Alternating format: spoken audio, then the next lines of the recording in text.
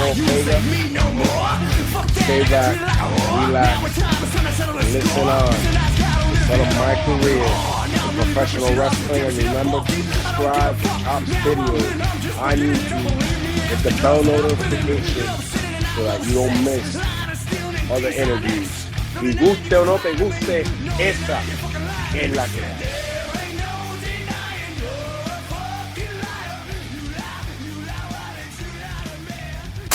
How you doing? Chatting with Chopper here. I'm sitting here with Jason Rumble. How you doing, Jason? I'm doing great, Chopper. How are you this evening? I'm doing good. Long time no chat. A whole 2 days. Well, you know, it's a good thing. This time we're getting to chat a little bit about myself, which I don't mind doing. Right. That's good. That's good. Now mind hearing it. Excellent. We're gonna go way back to start off here. And how did you become a pro wrestling fan? What's your first memory of pro wrestling? All right. So my first legit memory of pro wrestling was probably right around 1970. I'd say 77. And it really did nothing. Honestly, it did nothing for me. Bruno Sammartino, and growing up in an Italian household, my great grandmother, my nanny, had a picture of Bruno Sammartino up in the household, which I find real funny. And people will ask me that, to be like, because they see what my age is, and they ask me, "Oh, you must love Bruno." I love Bruno, don't get me wrong, but it was Bob Backlund who captivated me into becoming and loving wrestling. I remember my father putting me in front of the TV, and I just didn't dig it. But channel surfing on my own back then with the little black and white TV, I came upon Saturday morning wrestling, just rediscovered it myself, so to speak. And there was Bob Backlund cutting a promo for an upcoming show at the Boston Garden. And he was just like, by golly. And he had me hook, line, and sinker, which is it's kind of weird to say, but at the same point, yeah, that's who got me captivated in professional wrestling, Bob Backlund. It's strange because people say Backlund was so bad, nobody liked him, but people in our great age group really did. You remember him doing the stair routine and the little wheel, the one wheel in the front, doing the ab routine on the wheel, Yep. man? You ever try doing some of them? I've done, when I was at my peak conditioning, I was able to do the ab wheel. I never really tried climbing stairs, but I had a good vertical jump. I used to practice a spring jump, and I would jump onto small size dumpsters, not the big ones, but the smaller, flatter ones that are, I'd have to say it's a vertical jump. They're probably 4 feet high because they're always chest high. And I'm not saying I could jump 4 feet high off the spring, but I was able enough where I had enough spring, my hands could catch and put me up on it, almost like, an assistance, but still, to be able to lock your arms and throw up 200 pounds up, 4 feet. Like leapfrog up onto it. Yes, exactly. Yep. So, I mean, that's one of the practice things I used to do. Just an extreme thing. Find a dumpster. Kind of odd, but, athletes do some weird shit. Backlund would do them stairs for a legit hour. Like at the house shows and stuff, for a legit hour, he'd do the stairs. So I can go on more about my youth of pro wrestling. Yeah, where did it go from there? Like, how did it escalate? Oh, it escalated, my friend. I went into being addicted to buying the magazines at the local Osco Drug. And then there was a like an old school magazine type drugstore down Malden Square. And every weekend when I went to the YMCA, whether it was for YMCA basketball on Saturdays or floor hockey, or just going to the 99-cent movie, and for $1.25, you got an all-day pass at the Granada Theater. And then you got a $2, and then for $1, it was either $1.50 or $2. You got a large popcorn, or you could opt for a small popcorn and a small beverage, and it could be endless all day. There was arcades in there. So, anyways, I was hooked on wrestling. Then all of a sudden, a guy named Jimmy Superfly Snuka Oh comes yeah, along. that's what, man. People don't realize how electric and how And this is how way over he before was. this is way before Hulk Hogan. Oh You yeah, know, yeah. way before When he Hogan. come in as a bad guy and when he turned on Albano, man. I'll never forget about the coconut herd around the world. Yeah. Yep. I remember when he did it when Piper did that to Freddie Sanchez the month before. I became so addicted to it that there used to be a channel. I grew up in Boston. Be at 10 a.m. If you had a good enough antenna on your house, and I was privileged to have one of them growing up, a good antenna on the house before cable became popular. My grandmother thought drilling a hole into the house was not the right thing to do. Old school Italian lady. But anyways, I fought her on that. But that's later on down the road. We did get cable and stuff like that. So V66, it became Oh later yeah. on known.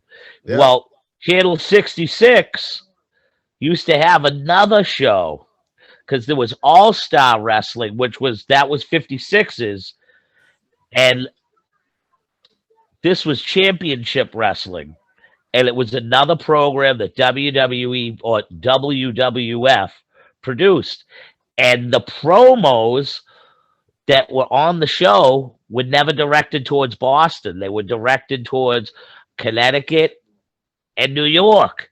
So you were seeing something that was not really it. That it was just a different syndicated show, and it was 2 hours of wrestling for a wrestling fan. Later on, noontime would be the original world class championship, world class wrestling from Dallas, Texas, the Great Sportatorium, and then at 1 o'clock, American Gladiators would come on. Oh And yeah, I yeah. love that. So yeah, wrestling. Snooker became the next guy. And then I'm not gonna lie, Hulk Hogan. When Hulk Hogan came in, and I seen that dude rip the shirt and the whole brother, you gotta train, eat your prayers and your vitamins, Push dude. Snooker right down and step. I mean, it was hard pushing Snooker out of the way to get Hogan in there. We all know about why Snooker really didn't get the Right push. now we do. Yeah, I didn't Yeah. at the time for years, but now we do. Yep. That But well, as a kid, I was hurt. Like, what? Why happened to Yeah, Snooker? yeah. What are they doing to Snooker? Like, it bothered me. I didn't like Hogan because of it. I felt like they were shoving him down my throat. I was like, stop pushing this Hogan at me. I want Jimmy Snooker. That's how I felt as a kid. You know, a lot of people felt the same way, man. But at the same point in time, everybody doesn't understand what Vince had on the line, so to speak. He Right. had the whole, like, there could possibly, if things went wrong, imagine the man who's about to say take on Hulk Hogan for the WWF title. Well, Snooker wouldn't have been able to carry it in the condition he was in, you know. But Yeah. as a kid, and I don't think the younger generation will ever understand how over Snooker was and how big he was to our generation. Oh yeah. And how we seen it. We, you know, how said like anybody younger than us, Hogan was the man and always was the man. Yeah. And before him, there was nobody as big as him. Snooker was bigger than him when Hogan came in. So I'll give you a couple of cool generational standpoints. We're the generation where Snooker jumped off the cage in Madison Square Garden and captivated us. Then along comes the Razor Ramon, Shawn Michaels ladder match. Yes. That captivated us. Then the next generation has their generational matchup, which has to be TLC with the Hardys and all them guys. You know what I mean? And then the list goes up. Yeah. Oh yeah. Oh yeah. But those are the standpoint moments of certain generations that'll always stand out, always be a sticking point. And when I seen Snooker and they brought you to Madison Square Garden just to see that, I was like, holy crap. And I'm not gonna lie, when I became a wrestler, with jumping ahead real quick, that was my dream, bro. If I got in the cage, I was jumping off the top of that thing. Okay. But that whole time frame from Snuka the bad guy turning Yep. on Albano, the Stevens feud, the Morocco feud, the Backlund feud, the Piper Yep. feud, that whole thing built WWF. In my eyes, that built WWF. And then Yep. Hogan stepped in when it was already bright-eyed and on the brink of breaking Oh, yeah. out. I agree. Look at the arenas in 81 and 82, and then you look at them in 83, 84 before Hogan stepped in. Snuka built that. Snuka and Slaughter with the Yeah. that's what built WWF, not Hogan. And then Yeah. Hogan took it to another level. You know what I mean? Don't Yeah. get me Oh, wrong, yeah. but Snuka built it before that. I think eventually Vince would have figured it out and had a key figure going into the rock and wrestling generation, without a Yeah. doubt. He Hogan wanted just Kerry happened to. Von Erich, is what I heard. Oh, yes. He wanted Kerry. I- and they I said wouldn't no. doubt that. And there was rumors that he wanted Flair, but Flair just wasn't the type of champion that they liked running with on the East Side, Yeah. up in New York. Fritz wouldn't give up Kerry, is what I heard. He wanted Oh, all I the can- Von Erichs. And if Yeah. you look back, they announced David Von Erich's death when David died in February 84, which I remember seeing as a kid and being like, why are they showing the Von Erichs on WWE? Like, they never showed anything in any other league in Yeah. 84. You know what I mean? That was like Yeah. uncalled of, no matter if anybody died. So my childhood wrestling, therefore, I start following like where these indie shows are. But before that, this is what brings my ties to Tony Rumble. Okay, my mother. Well, let's go back. Do you get right to Tony Rumble from? Oh, your no, childhood? wait. I won't get to Tony Rumble here, but this is what ends up bringing my ties is my mother from from me being a child. Okay. I never met him till I wrestled for him when I believe I was 25, 26. But this is what starts the whole, like, for real. This is no lie. My mother was a dancer at the Naked Eye. He was a bouncer there. He remembered who the mothers were, that all the bouncers all know who the mother ladies are and the ones there. They know the kids' names, the whole 9 yards. Okay. Wow. So now he knew who the cab driver was that used to take us to the wrestling shows, because this is how it all goes about. Guy named Sarge, Boston cab driver, used to drive my mother and 3 other mothers home, okay, on their route. Well, everybody becomes friendly, obviously, because it's the same cab driver taking care of the same girls. So myself and my mother and another mother, she had 2 kids. My mom obviously had me. We all love wrestling. Come to find out, he was a huge wrestling fan, and not only that, but he used to drive the head of something that worked at the original Boston Garden. He was his personal cab driver all the time. He was like, Sarge was Uber in the early 70s before Uber was even invented. So Sarge had been going to the shows alone. When he found out that, oh my God, a couple of people I become close with, their kids like it, I started going. Backlund had at least 2 strong years on his title run. I seen because Piper and Andre headlined 1 month. Piper, Bruno headlined 1 month. In a cage, Bruno and Piper was fucking incredible.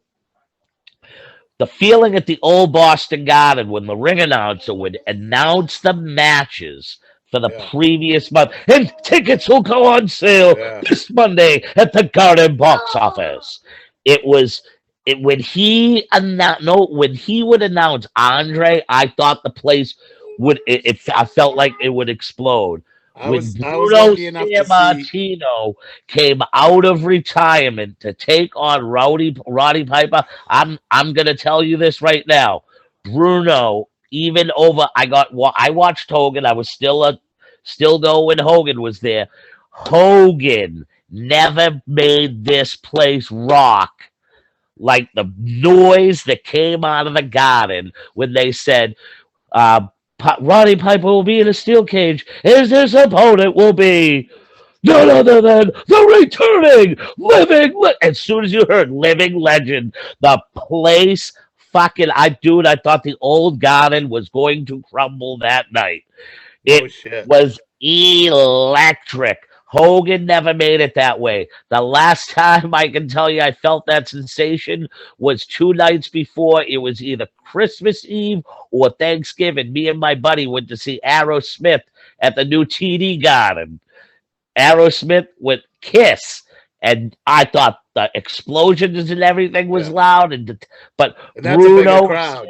yes, and Bruno, when Bruno was announced that night as a kid, I was like, holy crap.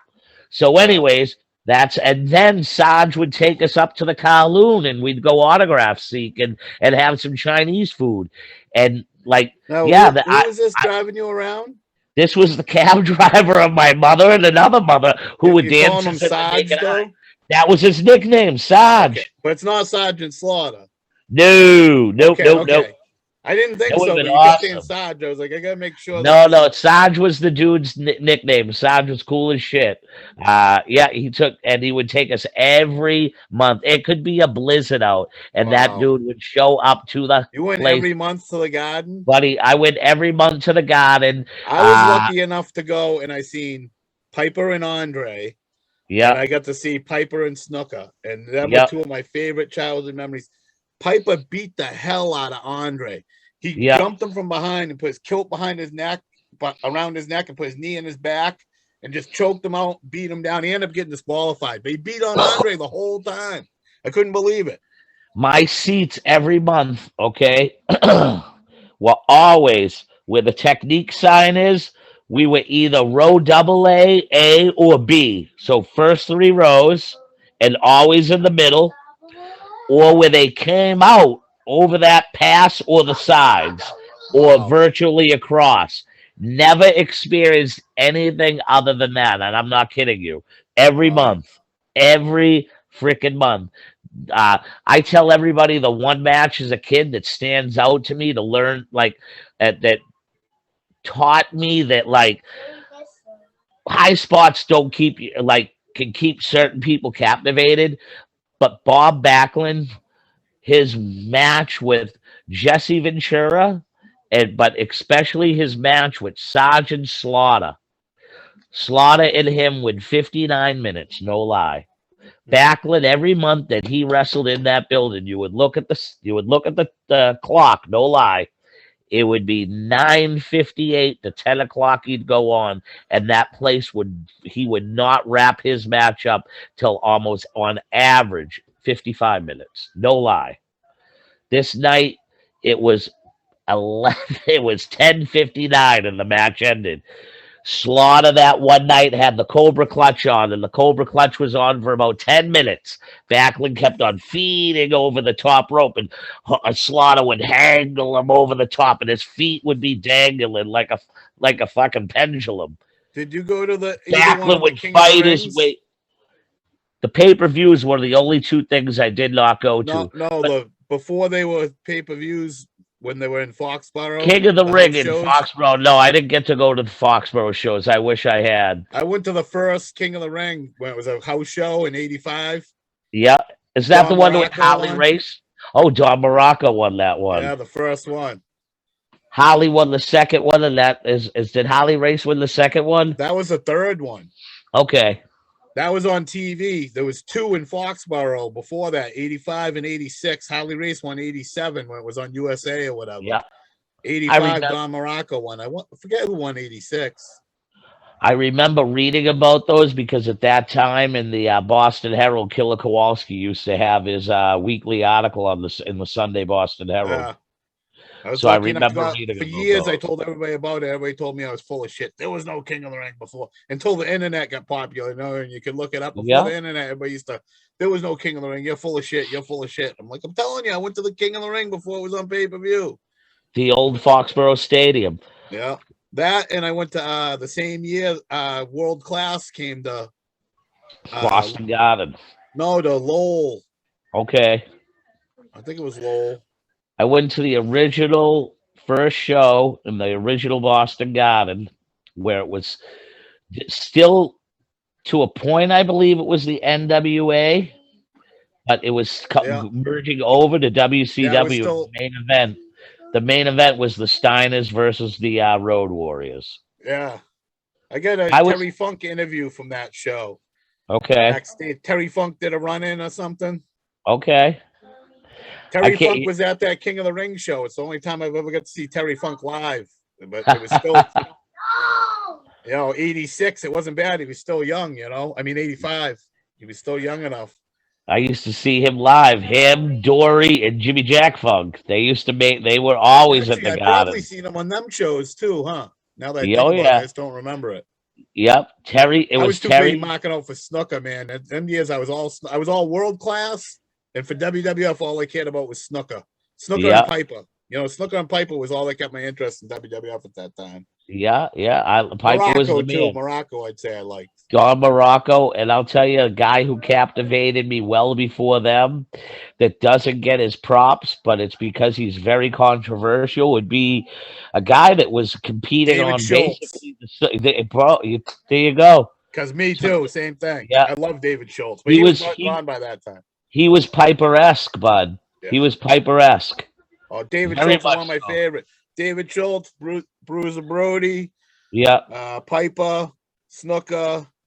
That's my gang. Right? yeah, man, right there. I love it. Yeah, I love it. I was a Dr. D. David Schultz, daddy. I love it. I Yeah. loved it. I loved how gritty he was. Uh, I'll Real. still, yes, he was well before his time with the realism. Yeah. Like especially after smacking out that news reporter. Oh, he And was the thing trained by is, Herb Welch. You know what I mean? He wasn't gonna. He thought it was yeah, real for the first year he was getting trained and in the ring. That was real yeah, his first 6 matches. He said. yeah. They beat him Listen, up so bad they put him in the ring and they stretched him his first 5 or 6 matches before they told him he got in the ring with somebody different and they were like, "What are you doing? Lighten up, kid." just look at what happened to Big E Langston, who broke his neck with the move. It's Yeah. real at all times, no matter what anybody wants to say Right. about it being, so to speak, staged. Right. You and I could practice a move 1,000,000 times, but that million and Right. first time, what's to say that it doesn't go wrong? Right. You It's know what I definitely mean? not fake. Yes. I didn't mean to say that. I just meant No. That's back then they didn't do the stupid stuff they do now. no, with all the no. flips and stuff. They were going in and punching and kicking and he was like this. He was fighting for his life in there. You know Yeah. what I mean? He Oh yeah. wasn't pulling nothing and he was still losing. He was like he didn't know what the hell was going on. And then he Oh got in yeah. with somebody outside the circle and the guy's like, "What are you doing, kid?" You know? That's like What do when you I mean? went to England, and they were more of a shoot style, Oh and yeah. I was getting eaten. I got eaten up the first 2 nights because they weren't working with me, and I'm wondering what the fuck is going on here, and I wondered why they were giggling at me every night after the match. So finally, one of the dudes pulls me aside and goes, "Buddy, you guys aren't talking over anything." He goes, "You gotta understand, this ain't like the States. You gotta shoot for your stuff. It don't matter who's circled. You have to shoot for your stuff." I was like, "All right." You gotta take it. Yep. So that night I went out there. I had to shoot for my stuff. It was no different. See, it just brought me back to wrestling with like Slick Wagner Brown or Luis Ortiz or Bo Douglas, or Damon Doc Angelo at a Walter Killer Kowalski training class, because that's the way we would train, was shoot style. Yeah. Walter. If Walter seen, like, if we had these 5-minute match gimmicks going on, and if Walter seen 2 people talking on the outside, he would legitimately go, "You, and you get in there." He fucking hated it. I mean, like, hated it. He would tell you it was fake and be not afraid to tell you. If that gentleman was alive today, like, Finn Balor's a great worker, but if he ever seen someone jump from the top rope and literally pounce on your sternum, and the guy's not doesn't break his ribs or cough Right. up blood, He better not Walter come back would the next week. he would yes, Walter would be like, that goddamn it was fake bullshit. And that's Yeah. the way he used to bullshit, goddammit. That's I feel a lot the same way like that with a lot of things. It drives me crazy. Oh, if he saw people like Darby Allen jumping off the top rope and doing a fucking a nuts T plunge gimmick, he would say, unless he's my friend, why would I want to catch him?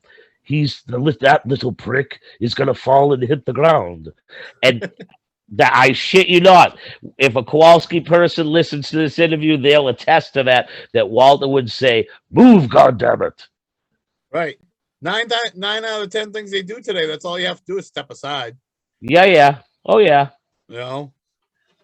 It's a different sport, but I understand it's for those who say it's like at AEW, for instance, to say it's professional wrestling. Yeah, it's professional wrestling, but it is sports entertainment because y'all guys are not going out there and doing flips, all that stuff. They're not just going out there and doing holds and striking. That would be true professional wrestling. Yeah. UFC, in real layman's terms, is professional wrestling to a certain degree because wrestling is a huge art in MMA. It's just now in the wrestling, they've allowed fist strikes, foot strikes, and tap outs. Right. You know what I mean? Yeah. Well, I think that's the future, more going towards that. You know what I mean? Yeah. I mean, not right to that, like you're not a fake MMA fight, but somewhere in the middle. That's what blood sport's all about. I don't know if you've ever blood watched sport, exactly. That's more Josh the future Barnett. of the business, I think. Okay, so you're one of the guys that would agree that today that post that went out, that's going all around the internet, wrestling chat rooms and things of that nature, that the rules that the Narrative Pro Wrestling put up, the promotion that's being run by EC3 and Strowman and those guys, and what their so to speak rules are, very interesting read. If you haven't read it, I'm telling you, you're gonna be like, you're gonna look at some of this stuff and you're gonna go, how can a rule be that rule if this shit ain't real? I didn't read it. I've heard about the league. I know about the league. I haven't read that exact post. I think they're on the right idea, but they've gone too far with it, like too overboard. You know what I mean? Writing out the rules and stuff. There's no super kicks. Right. Yeah. They've gone too far with it. And then I guess there's no pinfall. There's a legit knockout rule. I didn't read the exact things. Okay, I know I read some of it, and I'm like, this is too far.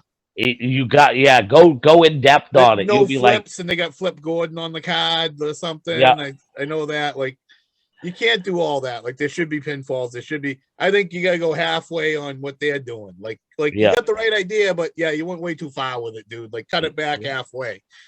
Come back this way with it, and you might have something. Yeah. So, all right. So we talked about youth, the wrestling right there, my youth part, and I skipped it a little, but that's all right. Right. We kind of skipped around. Did we? It's okay. Let's go back to you started going to shows in the Boston Garden and everything. What's your fondest memories from them? Did you ever get backstage, or did you ever meet any wrestlers as a kid? Like I said, the one thing that's a fondest memory of mine is the pop that Bruno's name got, and just being announced, and then meeting Ted Arcidi's brother, and then getting to meet Ted Arcidi and having lunch with him. Me and another friend of mine, we were probably about 13 years old, and Ted Arcidi and his brother drove down to Malden, Mass, and bought me and my buddy at the Big A sandwiches, and we sat there and shot the shit with Ted Arcidi, man. So I'd have to say, that's a great one. I never per se got backstage or met any wrestlers at a WWF show, but I have a huge memory of, I believe I was 16 or 17. It was whatever age I was. I had friends that were at this time they were working like popcorn here, sports bars here. They worked that concession thing that it would go around. So I had two buddies that worked there. That night, WCW slash NWA came to the Garden. Luger was on the card too. So my buddies, we were all taking the Orange Line back to Malden, Mass, where we lived. So we were all, we wanted to group together, even though we were sort of, we were young teenage boys. Going into Boston alone was kind of a crazy thing, especially midnight when it's the last couple of trains and all of Sketchville is out at that point in time. The bums looking for a place to go and whatnot. So, anyways, we stuck around. I stuck around, me and another friend, waiting for my two buddies, and we were allowed to be backstage where the runway goes into their parking area out the door. So, waiting out there with us, looking for autographs, is this guy with his son in a wheelchair. Lex Luger comes out and he's like, "Oh, Mr. Luger, Mr. Luger." And the father's like, "Oh, Mr. Luger, would you please autograph my son?" Lex Luger looked right at him. He goes, "I don't give a fuck about your son. I ain't signing autographs for fucking nobody." And 4 or 5 people were like, couldn't believe he said this. And were like gonna start a fight with Lex Luger, and they had to push Luger out of the building. But yeah, Wow. he told the kid's father, he goes, "I don't give a fuck about your kid. I don't fucking give nobody autographs." Now being in the business, heels were true heels back then. They were always in character 24/7. It was weird how like the father exploded but didn't explode, and then they disappeared 2 minutes later. So me myself, I have a feeling that whole shit was staged and off to the side somewhere where everybody was pulled apart once they were past watchful eyes. I think Luger signed an autograph for that kid. You think it was a Because plant? heels were heels, man. Walter tells us stories that like if a heel drove a car and he drove with 3 baby faces, 2 miles away from the venue, you're getting out of his car. You're not allowed to show up. So the kayfabe, Right. yes, I truly believe to this day, right now, until I got into the business and smartened up, and I found out the history of pro wrestling and what kayfabe is and how the characters kept kayfabe and you know all of that. Like the crew never ended up at the bar. The crew ended up at 7 different bars because they weren't allowed to hang out. Right. Right. You had to keep the baby fit. You know what I mean? Yeah. So with that being said, when I smartened myself up to the business, I believe Luga went around the corner and made good because quote unquote I have and Luger at that time was the hottest, probably one of the hottest heels in WCW as part of the Yeah. Four Horsemen. Yeah. You're talking the 80s. You're not talking the 90s. You're talking like 87. So yeah, that's quite possible. If I had my tablet, I'll research the day of the show came in. Yeah. I want to say it's like April 87. I can look it up. I think it's 87 though. The first time they went to the Boston Garden. First time NWA slash WCW went to the Boston Garden. I'm pretty sure. I know it was 87. Early 87. April 4th, 87. What was the main event? 11,000 people. Dusty Rhodes versus Bubba. Okay, check the second one. It should be the main event. Should have been the Road Warriors versus. Road Warriors, Bobby Eaton, and Stan Lane. Okay, when was that? Same day. But it was in the middle of the card. Okay, Nikita Koloff and Tully Blanchard, Flair and Barry Windham. Old Anderson on Anderson. Luger defeated Baron von Raschke. All right, 87 would be too early. It was that. It had to have been the card in. I think it was I'd say 89 the second time. it might have been 89, might have been 91. I think they only Oh, went to the eight. Boston Garden twice. Yep, 89 was it? April 15th, 88. That's it. It's my freshman Road year of high Warriors school. against the Powers of Pain. Okay. The Steiners were on the card that night, Oh, correct? they won in 89 too. Okay, it was either 88 or Road Warriors 89. against the Samoan SWAT team. Was Luger on that card? Sting defeated Terry Funk.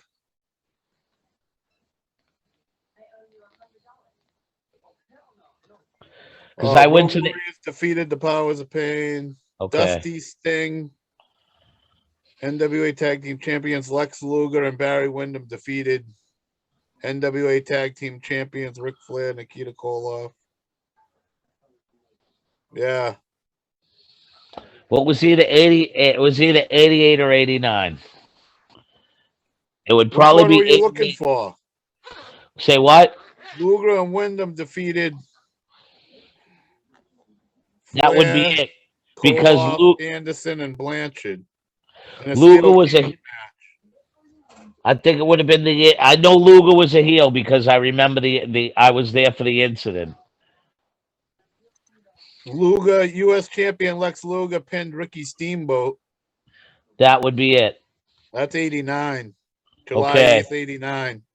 Okay, that's it. Only 4,800 people. That was the smallest gate. That was it. Yeah, that was 89. All right, so that would be my worst garden memory ever. My fondest, I'd say, is just getting to watch the two Backlund matches, hearing the pop of Bruno Sammartino, who I would never imagine that I would have ever have gotten to watch him wrestle because he had already been retired for a few years. And to me, he was an on-air guy. And I remember him being, to what was told to me, the greatest champion of all. But my memory of him was looking at that TV when I was probably 4 years old, go, what the hell is this shit? Right. Right, because Backlund was champ and Bruno was old at that time and past his prime. When I started tuning in I was born in 72, so 78 was my first recollection as Bruno as the champ. And I didn't think it was all that. And then probably I'd have to say it was 1980 because it was the winter, 1980, because I remember the Winter Olympics that year in Lake Placid. So that all stands out the in my hockey brain. team winning the gold and all that. Yeah. I'd have to say I started liking wrestling. Jim Craig with the flag and all that. Yeah, I remember all that. So 1980 has to be the pinpoint year where I legitimately started being a wrestling fan.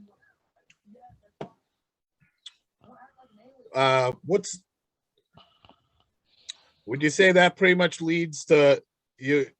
When did you discover World Class? Were you watching World Class this whole time? Oh yeah. I got, like I said, I would work out the squiggles to watch channel 66. I'd then put it on 56 and 11.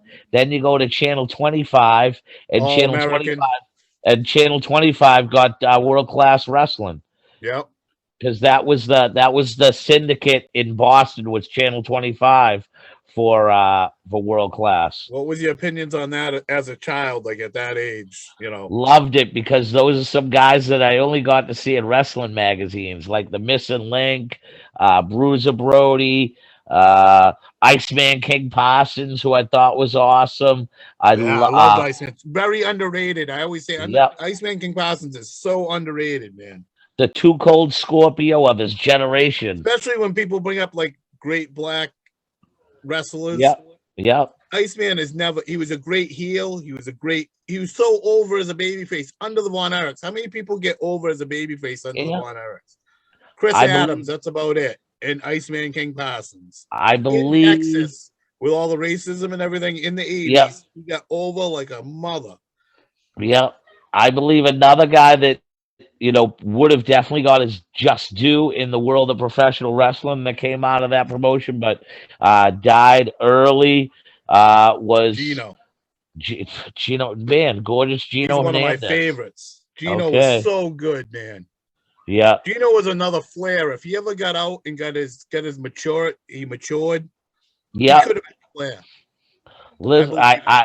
The Beyond Wrestling there, the wrestling show there, those documentaries. He was a gangster, man. He was making more money in the drug life and the drug scene. And what Hanging out happens with is Farrah Fawcett and stuff. I mean, when you're in the cartel, man, it's very hard to get away from it. no joke. I don't think he was too no joke. He wasn't hanging with doing the right things. you know too many secrets, and when that happens, they get afraid when you go away. Yeah, he was good though, man, and naturally Loved good. him. I don't think he even had to try. He was just that good. Imagine if Kerry Von Erich came to the WWF in his prime before he only had one foot. Right. Imagine if Nobody David know Von Erich lived. Yes, I what I think mean. World Class would have done a lot more if David Von Erich lived, because he was great backstage and booking, and he had a great mind. I think a lot more would have changed, because all the Von Erichs after him always said they really believed, we're going to visit David. We're going to be with David. That's what they believe. I got to interview. There's a guy, a friend of mine. His name's John Williams, and he was introduced to me by a friend of mine from Malden that was also. He's probably about 12 years older than me, but I call him a friend, and he's a family Not the friend. security guard. Yes. With the cowboy hat? Yeah, he's my friend. No way. Yeah. Big John, they used to call him. Yeah. I interviewed him. No way. Yeah. It's He was a insane that trip. I know who that is, but I haven't. He wasn't there all that long, come to find out. no. He was there long, yeah, but he wasn't there that long. He had a 4-year. He said he was basically in and out during the time, but his most solid run was like a 2-year stint He with wore them. like a big white cowboy hat all the I time, believe right? so. Yeah, yep. But he broke in as a driver for them. He was a gopher. Wasn't he like a fucking Green Beret or a Navy SEAL or some crazy shit? I never really in depth with them. My whole interview with them was I was intrigued to know about somebody that, was in the sportatorium and was around wrestlers so I really didn't get much into his background. It's very intriguing that you know this much. Jim Cornette said something on his show that I believe it was him, was like nobody messed with him because he'd take out like 4 guys at like snap of a finger. He was like a Navy SEAL or a special unit trained fucking something. Yeah. All right. That's what I heard on Jim Cornette's show anyway. I'll have to touch base with him. But yeah, you know him. I watched a shoot interview with him. Somebody had it like years ago when I used to trade tapes. I'm like, I want it. They were like, it's the security guard for. I'm like, I want it. Anybody that was around, like, I want to hear it. I can't believe this exists. And everybody was like, who the hell would want like a interview with a security? I'm like, me. I want it. Like, I had to get my hands on it. Like, I searched for it, went high and low. Like, it took me like months to get it. The guy like ripped me off the tapes, and I kept threatening him. And I'm like, dude, you better send me this tape if it exists. This don't exist. There's no such thing as this tape. I finally got it. It was like a big deal. It was like a 30 minutes of just him talking about when he was there or whatever. I have it somewhere. I have to dig that out. Oh yeah, he tells me about the people he drove, what it was like with Bruiser Brody being around. It was cool. That would be awesome listening to him talk. Yeah, I'll get in contact with him. I'll see what he's up to. Oh, do that if he'd want to talk. That'd be awesome. So, yeah, man, I watched it all. I watched all wrestling. I read wrestling. I went to it every month. I went to the first ever WWF WrestleMania at the Boston Garden and watched it on closed circuit TV. I went to WrestleMania 2 the same way because I don't believe it became a pay-per-view unit until WrestleMania 3, if I'm not mistaken. But the first two I watched closed circuit TV at the Boston Garden. My father took me. Yeah. It was awesome. But it was basically it was like it was a giant TV, four-cornered like Tron, that dropped in the middle of the Boston Garden, and they set it up as if it was a wrestling show. They put ringside seats, the whole 9 yards.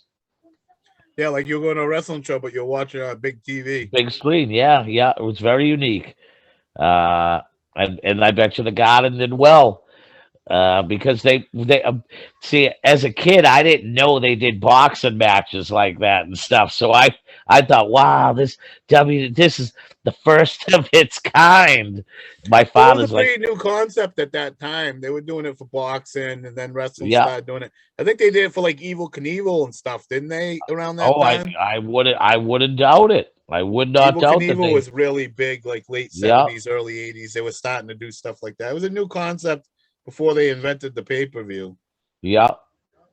So I thought, yeah, I was definitely a wrestling fan. Like, I was such a wrestling fan that my friends as a young kid, if you slept over my house, I had a really tall bureau, and I would jump off my bureau and you'd be sleeping, and I would snook a splash and scare the Jimmy shit out of Snuka. you.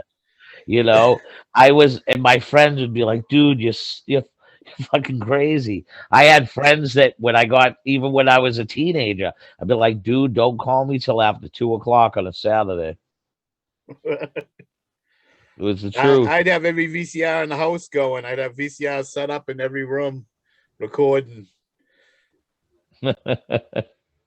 You couldn't touch the TVs because they'd all be set. Like even like my sister's room and my aunt's room. Don't touch your TV. It's my TV. Will you leave my TV alone? It's recording wrestling.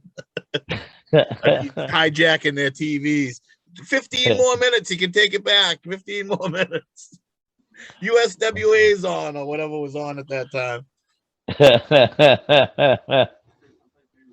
And then, definitely later on in life, tuning into ESPN and starting to watch the AWA, the Major Leagues of Professional Wrestling.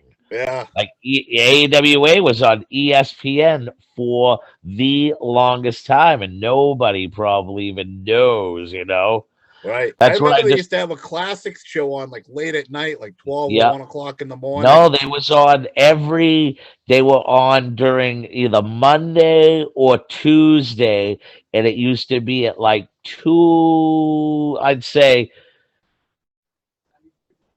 3 or 4 o'clock, because it would be after Scholastic Sports America. And it would, so I remember watching the Rock and Roll Express, Rock and Roll, Buck Zumhoff.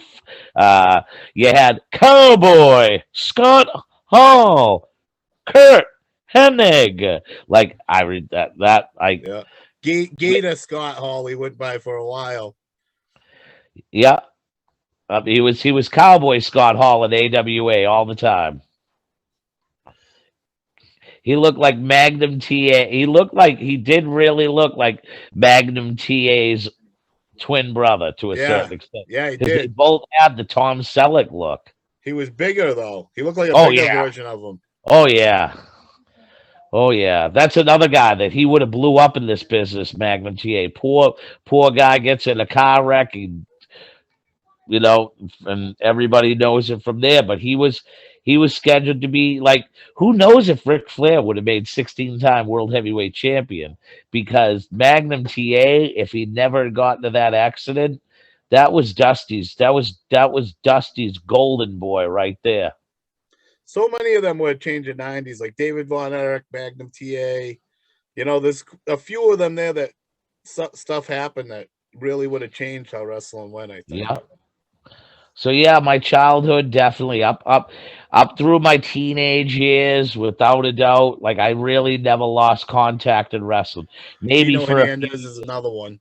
Them Yep, three would have changed a lot. yep. So Or would so have been yeah, a great added mix. up till that Yep. point, did you think of becoming a professional wrestler at all? You know, I never I when you looked at the guys in the ring and then I looked at myself, I never was confident that, or I never even really inkling thought about that. I thought I had a better chance of being a football player because I seen small guys in football. The guys my size were referees. Yeah, You and know you what I played mean? semi-pro, right? I played for 5 years. I had tryouts.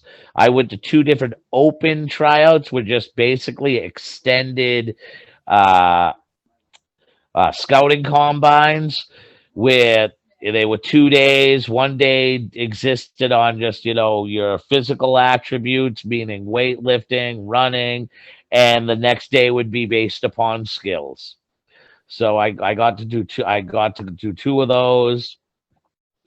I won a NEFL championship. I was a Two-time All-Pro, right? two-time all NEFL. Yep, as a special teams. So it. The funny thing is, some people try and say it's beer league football. I'm like, beer league football. My team consisted of ex college players, regardless or not. Going to college and playing football is an incredible feat to do. I don't think people understand that. Yeah. Getting to go to college is so much different from going out and saying, I'm going to make the football team in high school. In college, it's very hard to go to college and say, I'm going to walk on and be on the team.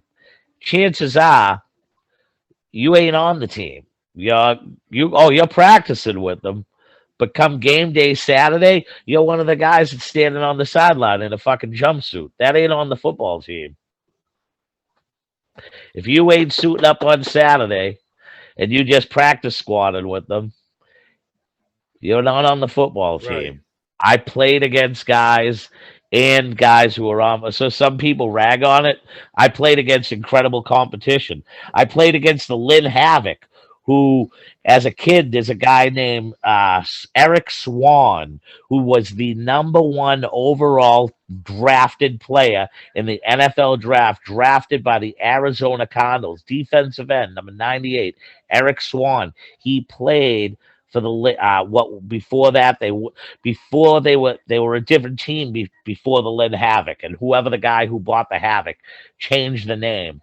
But the Lynn team was basically a pseudo NFL fucking breeding ground. Even if it wasn't draft choices, guys off this team were practice squad players for the New England Patriots, practice squad players for like the Chicago Bears. So playing that team, I felt like, I don't know if you ever watched the Flintstones, but remember when Fred goes to college and Fred's the smallest guy on the PU team? Yeah. That's what I felt like that day. These dudes I'm not kidding you, buddy. These dudes were huge. I had one guy where I covered on the punt. I was the end guy. This dude legitimately basically walked over my head. No lie.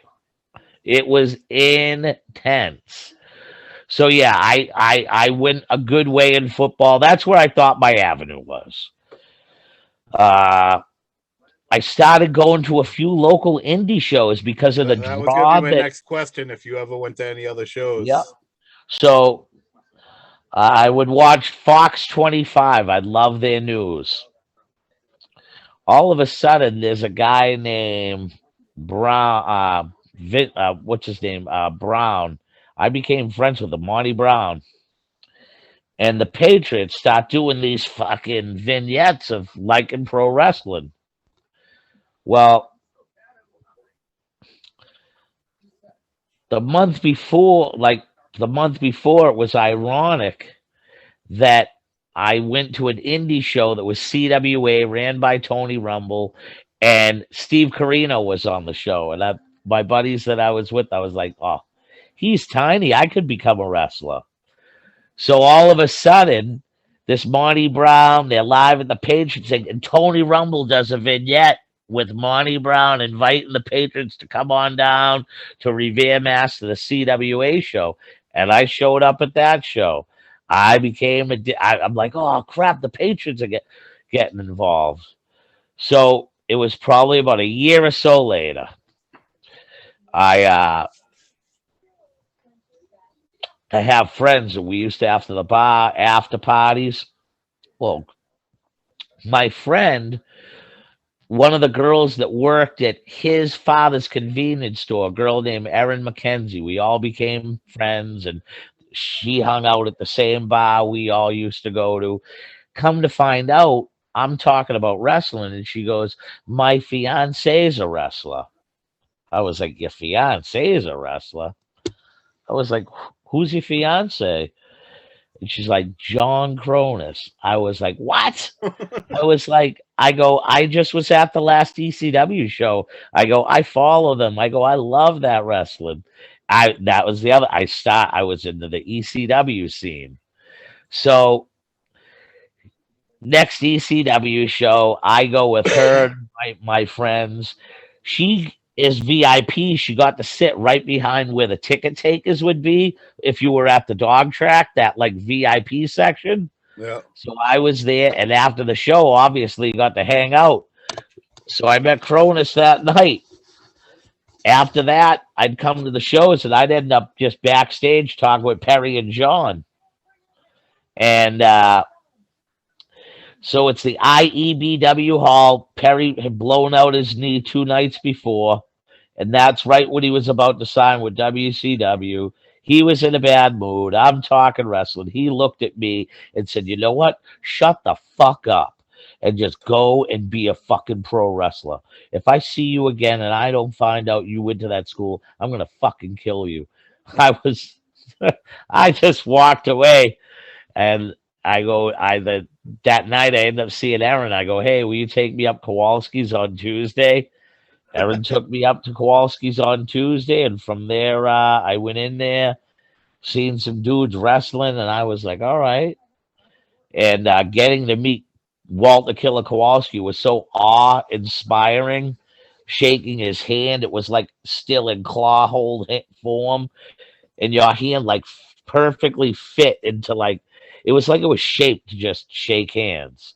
For real, like it was shaped for the thumb to be in there to shake the hand perfectly. And yep. And when he asked me how big I was, I told him how big. He goes, no, you're not. I go, I kind of know how much I weigh and how tall I am. And he's like, no, you're not, God damn it. You're 6 feet, 7 inches tall, 302 pounds, and don't let anybody tell you different. So he looks back at me. He goes, so how big are you? And his eyes got so bright big. I'm thinking this guy's going to fucking kill me if I don't say this. I go, I'm 6 feet 7, and I'm 302 pounds. And ain't nobody going to tell me different. He goes, good, I'll see you on Tuesday with my money.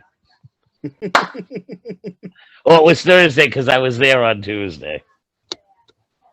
So I went back to the next class, and from there on in, I made as we'll get on in the show, in the interview, you can ask me more questions. But that's basically my introduction to pro wrestling. This year would be my 25th year, because I would have started in 1997.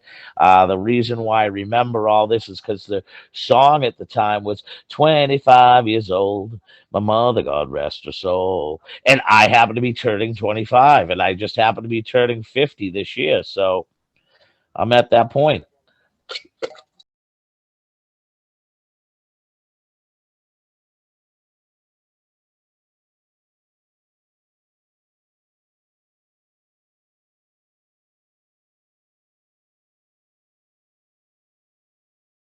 Hello, wrestling fans. This is Brickhouse Baker, 2008 New England Hall of Famer. I need you people to do me a favor. I need you to go to Chop's Video and subscribe to his YouTube channel. Again, that's Chop's Videos. Go check this out because this guy's got some really good stuff from back in the day. Peace out. I am the Underground King, SWB, New England Hall of Famer, Tesla Strength founder and head coach. Looking for classic wrestling videos featuring New England Hall of Famers and legends? Check out Chop's Videos on YouTube.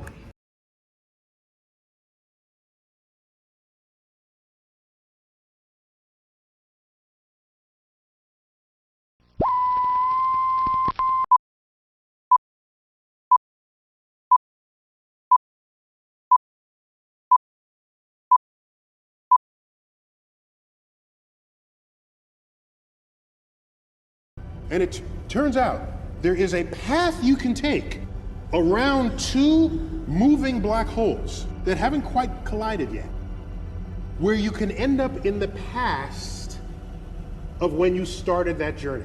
It's backwards time travel, according to calculations from Einstein's general relativity, is enabled by the severely distorted fabric of space and time, such as what you would get with black holes that came in their own proximity.